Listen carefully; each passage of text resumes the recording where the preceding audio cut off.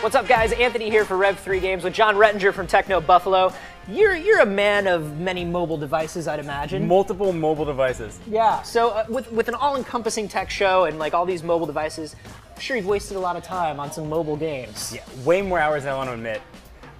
So some of the favorite games we picked, what are the 5 best games on mobile devices? Yeah. It's a tough one to pick. Yes. It's like, what are your 5 favorite desserts? There are too many delicious options. So I picked 5. Let's start with number 5, Temple Run. Okay. Temple Run, of course, that sort of prototypical, archetypal, like one-switch running game, like the Twitch runner. What makes Temple Run like the best of that genre for you? So it might have been my love of Indiana Jones, but I always I kept waiting for the big boulder to start coming down. It's an easy game. It's a great way to waste, 10, 20 minutes, depending on how much time you have. You flick and you rotate. It's very easy to play. Graphically, it's pretty nice looking, and I've enjoyed it. Good waiting in line game. Perfect. Good 10 minutes to kill game. Yeah. Perfect. I got ready on time, waiting for my wife to finish. Yeah, absolutely. We'll find, I think, on this countdown a lot.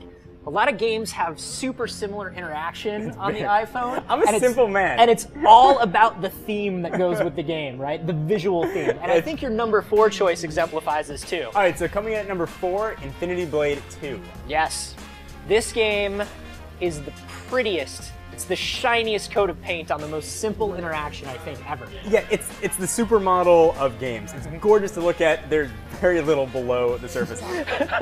But it's great because you can go through and you can do, especially in Infinity Blade 2, where they added the different paths you can go in, where you can just kind of take those little upgrades. It adds that grindiness. It does, and the controls are, so hard to master. You got taps, and then you have swipes. What? There's swipes and taps. On one device? It's almost impossible to figure out how to play this game. Oh, but it is good, you guys. It is good, regardless of how simple it is. Okay, so number three is my perfect mom game, actually. Yeah. It's funny, I actually played with my mom. Number 3 is Words with Friends, and I've never done it on the airplane. Never. Never once. Not the Safety first. This is good because, for me, this game takes the place of calling a lot of relatives I don't want to talk to.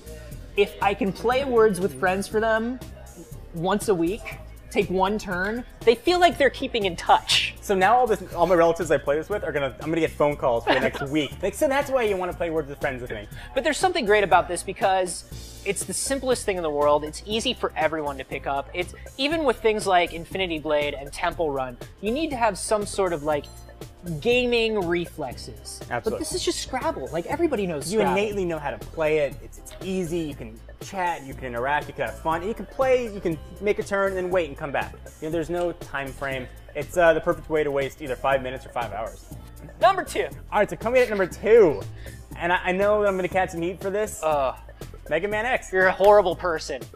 You're a horrible person. Listen, it reminds me of a simpler time. Now, listen, I know that I can't have my simple red A and B buttons and my 4-way joypad that I love, like my NES controller, but it reminds me of a happier time in my life. So I'm a big Mega Man fan. I love Mega Man X.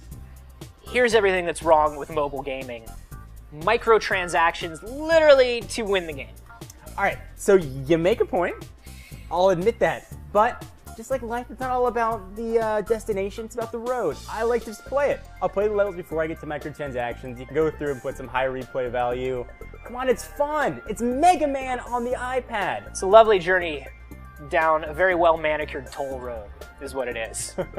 And I disagree with you, but that's okay. It's your list. Let's hear what the top mobile game of all time is. So the number 1 mobile game, so we've run through games that are graphically pretty, are classic games. This one's actually a game that I don't think you'd ever even heard of. This one is called Tap Defense. It came out, I believe, when the first App Store launched, so it must have been, what, 2008? It's a simple tower defense game, so incredibly addictive. It did get kind of screwed up with microtransactions a couple of versions later.